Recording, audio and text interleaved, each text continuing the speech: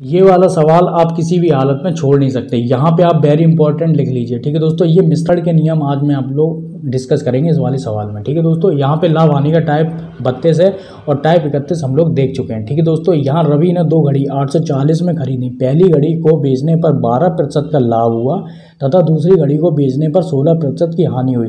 और टाइप 31 में क्या हो रहा था दोस्तों, बराबर बराबर डिजिट थी, मतलब 20% का लाभ था और 20% की क्या हानि थी। यहाँ पे क्या अलग अलग है। ठीक है ना दोस्तों, तो यहाँ पर क्या है 16% हानि व पूरे व्यापार में ना लाभ ना हानि, लगभग उसी तरीके से लिखा हुआ है लेकिन इसका करने का तरीका अलग है। ठीक है ना, हो तो लाभ पर बेची गई वस्तु का क्रय मूल्य ज्ञात करो। ठीक है दोस्तों, तो हम लोग क्या करेंगे, कोई भी वस्तु है 100 रुपये की मान लेते हैं। ठीक है दोस्तों, अब यहाँ पे पहली घड़ी और दूसरी घड़ी 100 रुपये की हो गई।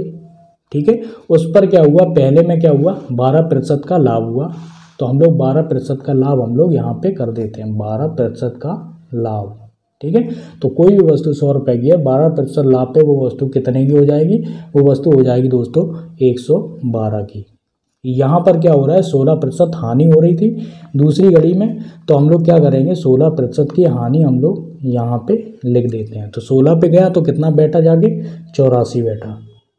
ठीक है, हानि होगी तो 100 में से घटा देंगे, अगर लाभ होगा 100 में से बढ़ा देंगे। ठीक है दोस्तों, अब हम लोग मिश्रण का नियम यहाँ से शुरू होता है, इस तरीके से हम लोग कर लेंगे और यहाँ पर लिख देंगे 100।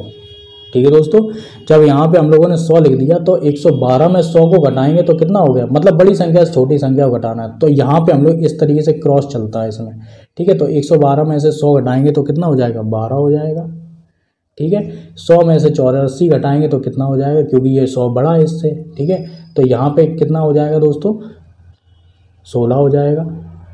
ठीक है, 100 में से 84 क्या 16। ठीक है, अब हम लोग क्या करेंगे, इसे हम लोग सॉर्ट कर लेंगे। ठीक है, 16 और 12 मतलब एक तरीके से अनुपात मान लो। ठीक है, 16 और 12 हो गया, यानी कि 4 चौके 16, 4 तिया 12, यहाँ पे 4 आया, यहाँ पे क्या आ गया 3 आया। ठीक है, ये है लाभ और ये है हानि। ठीक है, ऊपर से चला आ रहा लाभ और हानि, यहाँ पे हानि हो रही थी तो हानि लिख दिया, लाभ हो रहा था ऊपर तो लाभ लिख दिया। ठीक है, अब हम लोग क्या करेंगे, इन दोनों को जोड़ लेते हैं। ठीक है, यहाँ पे जोड़ लेते हैं तो 7 आया, 4 और 7 कितना हो गया 7।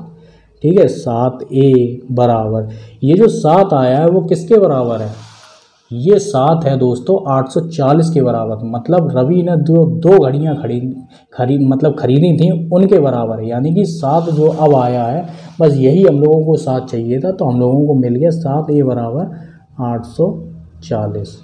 ठीक है, तो a बराबर कितना हो गया 840 बटे 7। ठीक है, तो यहाँ पर दोस्तों जो आंसर आएगा वो मतलब a का जो आंसर आएगा वो कितना हो जाएगा 7 एकम 7, 7 दूनी 14 और 0, तो a बराबर कितना हो गया 120 हो गया। ये जो 120 है, ठीक है ना, ये a का मान है। अब यहाँ पर लाभ पर बेची गई वस्तु, लाभ पर बेची गई वस्तु लिखेंगे। ठीक है, लाभ, हानि पर भी बेची गई वस्तु का भी निकाल सकते हैं। ठीक है, अगर यहाँ पे पूछा जो जा रहा है वहीं पर हम लोग बात करेंगे। लाभ पर बेची गई वस्तु का क्रय मूल्य पता करना है। ठीक है, क्रय मूल्य क्या होता है, क्रय मूल्य होता है जो हम लोग किसी चीज़ को खरीदते हैं। ठीक है, तो लाभ पर खरीदी गई वस्तु क्या है, लाभ रचन लगा दिया, लाभ पर खरीदी गई वस्तु।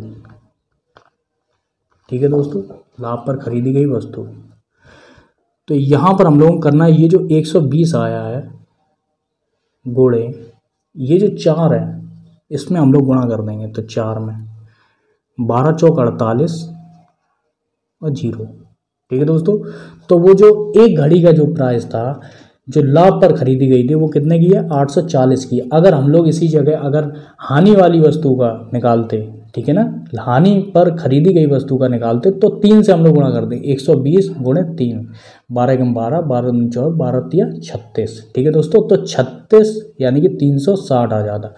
तो यही सब सवाल था। तो पूरा वीडियो देखने के लिए आपका बहुत बहुत धन्यवाद।